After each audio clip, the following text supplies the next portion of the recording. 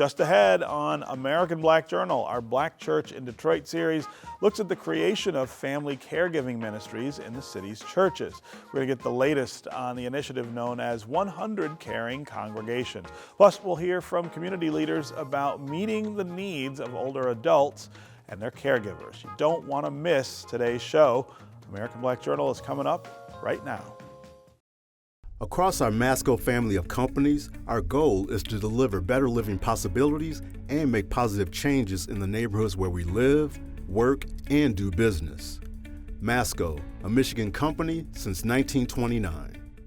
Support also provided by the Cynthia and Elsa Ford Fund for Journalism at Detroit PBS. The DTE Foundation is a proud sponsor of Detroit PBS. Through our giving, we are committed to meeting the needs of the communities we serve statewide to help ensure a bright and thriving future for all. Learn more at dtefoundation.com. Also brought to you by Nissan Foundation and viewers like you. Thank you.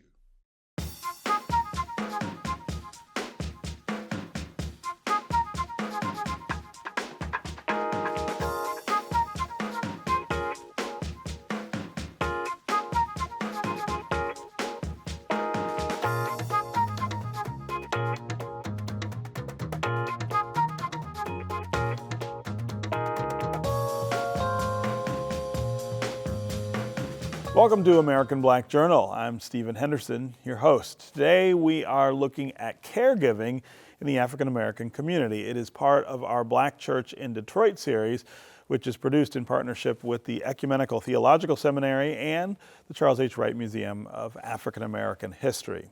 A new initiative called 100 Caring Congregations is creating caregiving ministries in the city's Black churches. Now, the program trains faith leaders and church members on how to help families prepare for roles as caregivers. Joining me now is the project's director, Dr. Marilyn French Hubbard. Welcome back to American Black Journal. Thank you so much, Stephen. Yeah, and it's great to see you. So as we were talking about before the interview, this is something that we all come to in our lives. We all will need to be cared for at some point, and before that, I feel like now it's true that we will all be called on to care for someone. Right.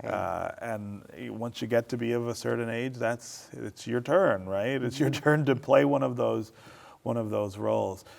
Talk about the challenges that we have, though, specifically in the African American community, preparing people for that, for both of those roles. Yeah, you know, many of us have these idiosyncrasies or fears that if we talk about, you know, growing older, if we talk about getting ill, that it may come to pass. Mm-hmm. So, you know, just overcoming the fears, the stereotypes, the old ways of thinking to get people to really recognize that we all are aging. Mm-hmm. And also on the other side of that, to recognize that just because we're aging doesn't mean that we're going to get old and sick, right. You know. Right. And so one of the things that has been a continued challenge for us is to get people to really value their lives, mm-hmm. and to know that they have some control over planning, yes. and preparing and preventing crisis. Yeah, yeah. And so just to get people to talk about it. Yeah, I mean that discussion about it is the thing that I think is the most critical part of it, because once you start talking about it, all of the things that you need to do, I think become more evident, and I think for a lot of us that is a difficult conversation, and that's why we kind of put it off. But once you get there, it's a little bit easier to at least get your mind around what you're facing. And there's so many layers, mm-hmm. you know, and every day brings a different challenge. Yes. And none of us are trained to be caregivers. Right. You know, we just get that phone call that somebody's sick, or mm-hmm. we make the phone call, you know, that something is happening to us. And so one of the things that we're doing in the project, once we have really gotten people ready to talk about it, the awareness, the education, we're now looking at the practical things that you have to know about, in addition to the activities of daily living. Mm-hmm.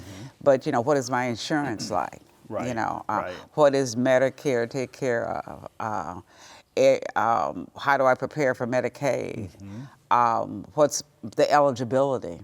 You know, what do my finances look like? And so we've developed a structure that helps people to know the right questions to ask. Yeah. And in our program, one of the beauties of the program is that we get the caregivers to take care of themselves first. Yeah. And that we learn that if you learn how to ask these questions for yourself, you have a listening ear to help other people. And you can kind of, you know, observe some things, you know, just by listening and observing. Yeah. You know, dementia. Right. And people are not having the correct information. Yeah. Let's talk about the congregation caregiving, the project that you're doing, how it works, and what it adds, I guess, to this conversation. Right. Well, the church has been the perfect place to do this. Yes. We, you know, are supported by the Ralph C. Wilson Jr. Foundation, who had an initiative and funds to support family caregivers within congregations. And as we have gotten deeper into the fabric of the congregation, it's just a great place to be because we have people with the hearts, the spirits, and the minds to serve. But in most congregations, there was no structured approach to address the needs of the caregiver. Right.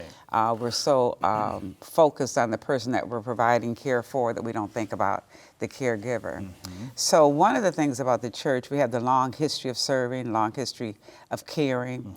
It just has mushroomed now into kind of a movement. Yeah. So once we have mobilized, you know, we've mobilized almost 50 black pastors in their churches, and they understand the plight. And the people in the church, you know, that's who they are, they serve. And so we're developing all kinds of programs. So the program provides the structure, our training, but the churches, they're on the individual local levels, they provide the program. Yeah. To meet their needs. I would also imagine that in addition to the programming, just introducing this kind of discussion and awareness in the church builds on the community of the church, and then that gets leveraged in favor of these challenges as well. So just the idea of that church community understanding that everybody is facing the same Yeah, thing. it really helps to build capacity. We made the conscious decision to work with congregations and communities. So you already have a group of people there, and we work with teams. And then they work with teams within their church, so it builds capacity. And one of the things about the program is that we want to develop vetted resources. So when you become knowledgeable about some things and you need to know where the resources are, instead of picking up a book that has national resources, we want you to be able to pick up the books that have the resources in your community. Here, yeah. So we're helping the church to even go within their community to find out, you know, who does what. And it may be a caregiver is having a plumbing problem. You know, who are the plumbers in the church? Right. And so it goes much beyond just the medical care. Yes. You know, if you need a ramp to get them in, who's the carpenter? Who does that? Right? Yeah. Yeah. And knowing that before you need it. Yeah. Let's talk more about caregivers and the things that they need. I feel like that, of course, is dependent on circumstances, but over time, I feel like the needs inevitably grow and change, and the ability to maintain that level of care for whoever it is you're caring for becomes harder. Right. Well, one of the big things that comes up all the time is respite. The caregivers need respite. They need breaks, right? And they need trusted people to relieve them. Because when you're leaving your home, you know, you're leaving your home as well as your loved one. As your loved one, yeah. And so there's always safety. And so we're hoping through the program that we'll be able to through congregational families, if you will, that we can help to build capacity where there may be somebody in the church who can come over and provide respite for you. And then you're not so concerned about the safety of your home. Yeah. So respite is a big area, and then resources. And the one resource that comes up over and over is caregivers. Yeah. You know, who can do this? Where do I find them? Who has the beliefs that we have? So we're hoping that within these communities that we'll continue to transform the current situation into a ecosystem of care. Yeah. You know, where Yeah. just within our communities that are natural to us, that we can go to get support for Yeah. respite as well as family caregiving. Yeah. I'm also struck by the potential connections between congregations on this. And it's not that the congregations in town are not connected anyway. There's lots of back and forth. But I would imagine that this is a different kind of Well, connection. yes, what we did was we built community. Yeah. So we have a virtual community. So we have over 100 people who've already graduated our program. So they're all in a virtual community. And again, all of those people learn how to get up on technology to be able to go online and to be able to key in, this is what I have to offer, Yeah. and this is what I need. And so as the community grows, the resource base grows. And the church has found out that they have common needs. Right. Grief is a big area that so many churches have to deal with. Yeah. And so there's a program that deals with grief that's already out there that they're sharing that. And so it's really become a collaborative. We call it our co-creation, that we're all Yeah. co-creating, you know, a system that's going to care for our people. Yeah, yeah. I mean, of course, the hope here is to raise awareness. If you had to sort of put your finger on the hope for changed outcomes, what would that look like? It would be conversations, Yeah. being able to have conversations. So we're in the church, but many family members are unchurched. Right? And so what we want to do is to be able to have the conversation and to get people to fill out the basic things that they need. And one of the basic things that they need is an advance directive. So if Yes. something happened, you know, somebody else has the ability to obtain the information and to provide support. And so what we're hoping is that the basic needs are met, so there can be communications that other people within the family and or within the church family have all the vital information that they need, so you can be cared for, you know, if the need arises. Yeah. So, you know, the right documents, the right conversations. Right, right. Okay, great to have you here, but congratulations on the you. work. This is such a stark need in our community. It's a pleasure. Yeah. Thank you so much. Okay, recently Detroit PBS partnered with the St. Patrick's Senior Center in Detroit for a public event about the challenges and triumphs of caregiving. It was titled Caring for Caregivers, The Art of Aging Well. A panel of local agency and nonprofit leaders discussed the needs of older adults and their caregivers. Here is a portion of that conversation, which was moderated by American Black Journal contributor Trudy Gallant-Stokes. My mother had Alzheimer's for 10 years, and my brother, who's in the audience, and I were caregivers. And she used to say to me sometimes, "You're really good at this. You know, you should go into business." I said, "No, Mom, this is because I love you.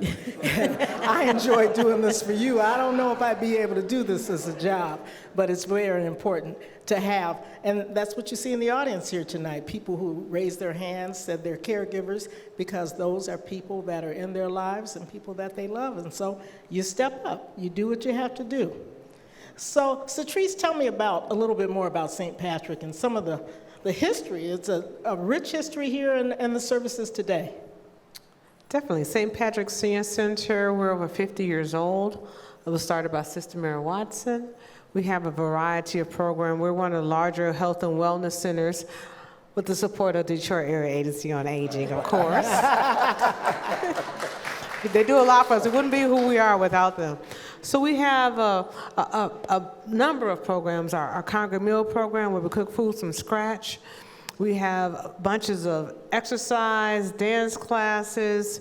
We even are teaching older adults digital literacy. So I have digital navigators who are seniors trained, and we're teaching VR. We're doing AI. We're in the community.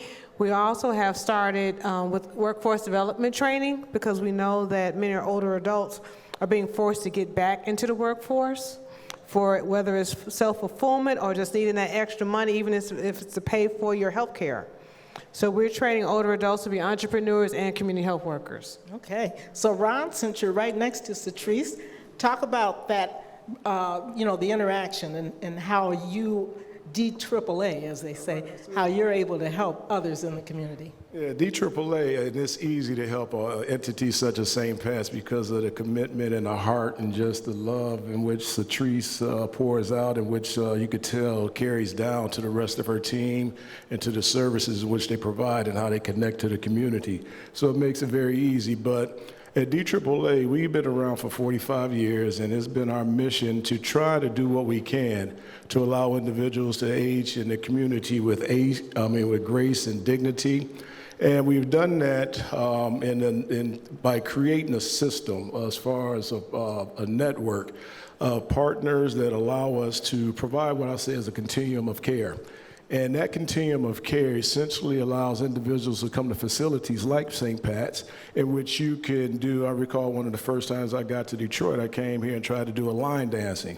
And so that's part of what Satrice has on me. She shows that video every now and then when she comes with Ask. But you can come in and do line dance, and you can participate in the VR programs. You can participate and play some pool, get a haircut. I mean, you can really do things as far as socialization.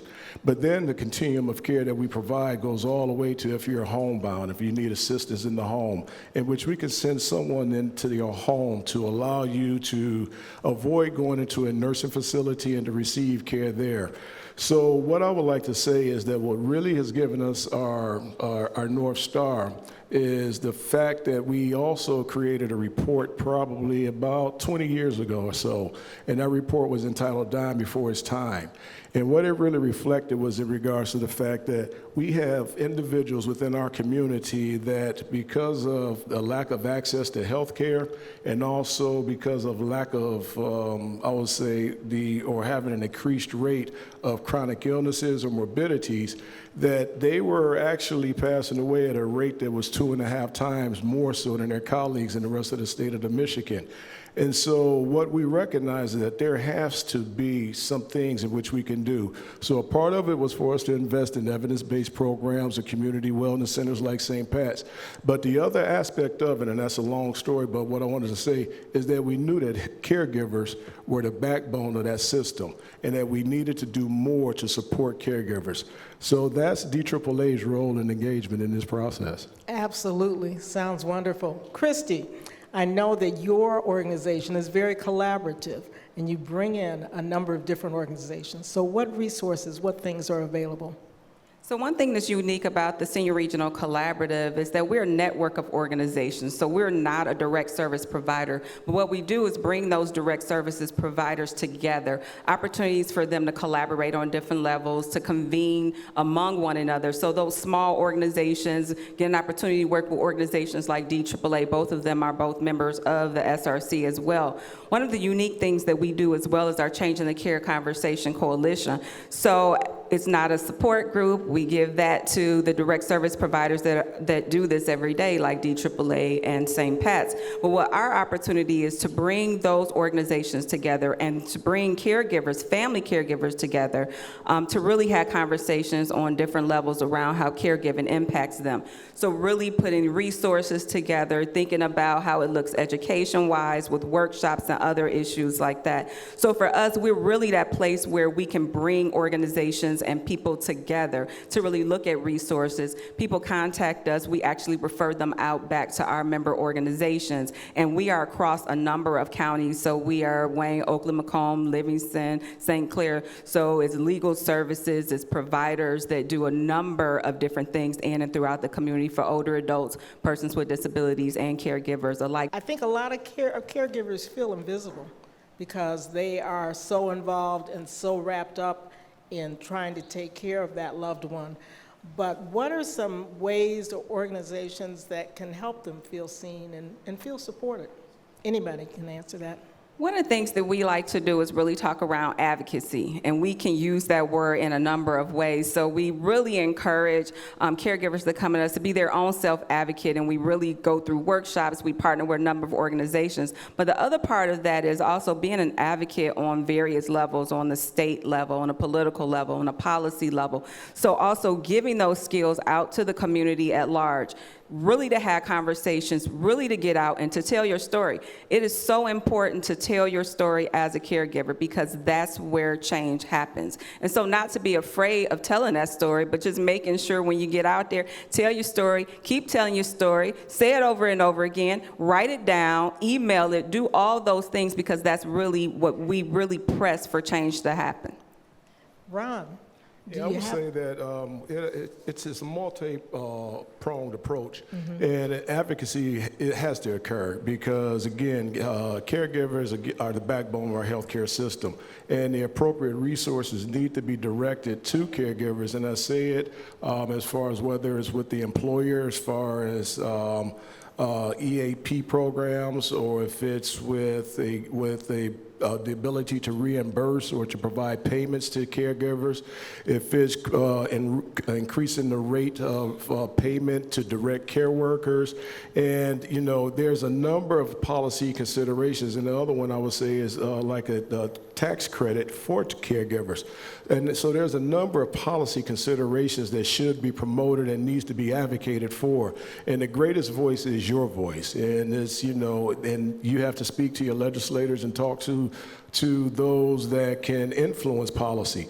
But I would also say to recognize the realities of what's occurring in the real world and what's happening is that we work with a number of partners, and we also have one of our team members is here today as far as Crystal White, as far as providing caregiving services.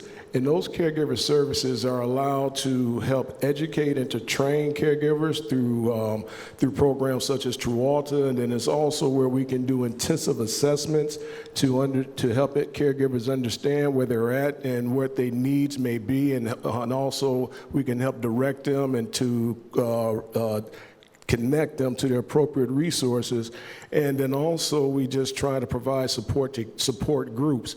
And so I would say that as a caregiver that you really need to make certain that you take care of yourself and that you spend time for yourself, and that also one of the things I continue to hear is that you don't beat up on yourself or don't feel guilty about if there's a bad day or if there's a bad moment, because we all have those in life and we will experience them. So, Trace, if you could just wave a magic wand and change one thing about how we support caregivers, what would you do? I would say just trying to find ways to make it easier. You know, here at St. Pat's, I'm really into technology, but also finding ways that you can use technology to simplify your life. So ways to stay connected. Maybe you can't get out, but you can get on Zoom and be in a support group or get in a class. Maybe you having trouble trying to get your groceries and you don't have time to leave, and it's, you know, you can't take groceries to your mother because you're still at work, but maybe we can use something like Kroger Boost and have the groceries delivered to make it easier. So there's ways that we can do it, and it's the wave that's coming. I think that's excellent. Any personal or family stories that anyone on the panel has to share about caregiving experiences? I think each and every one of us in this room has a caregiving story. And I do recall, I would say that from a personal perspective, my caregiving story is, I can tell several, but one is direct reflection as related to my mom. And some of these, I've shared this with others, but I recall as related to as a young, I would say I was younger years, but you know, we're providing services or providing caregiving to my mom. She had a stroke at the age of, I would say, 58, 59. Had been a single mom and was just starting to realize her career and her dreams. And as a part of that, she also ended up having cancer. And so she was bedbound. And at that time, I was living in Georgia, and so I was coming back and forth on a regular basis. But, you know, just the family dynamics, I had two siblings that were in Toledo, Ohio. One sister gave up her home and moved in with my mother. One sister was somewhat MIA, and so it created some tensions between the two sisters. And I would have to come home and I would feel guilty because I was long distance. And so being a long distance caregiver puts you in another pickle. And so, but I recall one weekend specifically, I came home with my mother. And for the longest period of time, she would not allow me to be around when she was being bathed or clothed or anything of that nature. And it happened to be one particular point in time, there was no one around. And she said, can you bathe me? That was the most humbling experience that I ever had. And I really questioned how much did I love my mother. And it was the most emotional experience that I had, but it made me realize how difficult and how personal and how emotional caregiving truly is. That's going to do it for us this week. You can find out more about our guests at AmericanBlackJournal.org, and you can connect with us anytime on social media. Take care, and we'll see you next time.